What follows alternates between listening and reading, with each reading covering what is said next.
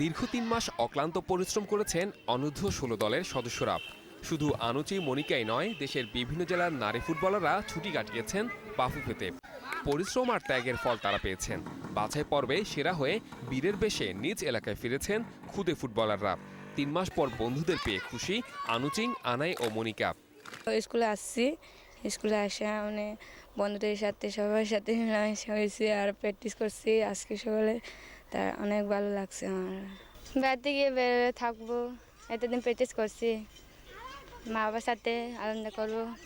আমি ঢাকা থেকে ফিরে রাঙামাটিতে এসে অনেক ভালো লাগছে। বন্ধু বান্ধবের সাথে দেখা হয়েছে, স্যারদের সাথে দেখা হয়েছে, খুব আনন্দ করছি। ফুটবল ফেডারেশনের উপর আগের ক্ষোভ এখনও আছে ঘাগড়াবাসীদের। ২০১৩ সালে বঙ্গমাতা ফুটবল প্রতিযোগিতায় গোল্ডেন বুট জয়ী জাতীয় দলের সদস্য চাতুইমার বা পায়ে চিকিৎসার জন্য এগিয়ে আসেনি ফেডারেশন। 14 সালে মানে 14 ক্যাম্প করছিল ন্যাশনাল টিমে, তখন আমার পায়ে ইনজুরি হয়ে গেছে। কেউ মানে জিজ্ঞাসা করে না আমার পায়ে মানে কি অবস্থা, কী রকম, কেউ খোঁজ খবর নিতেও আসে না। ঘাগড়া মহিলা ফুটবল প্রশিক্ষণ ক্যাম্পে বর্তমানে ২৪ জন ফুটবলার প্রশিক্ষণ নিচ্ছেন। এর খরচ বহন করছেন গ্রামের মানুষ।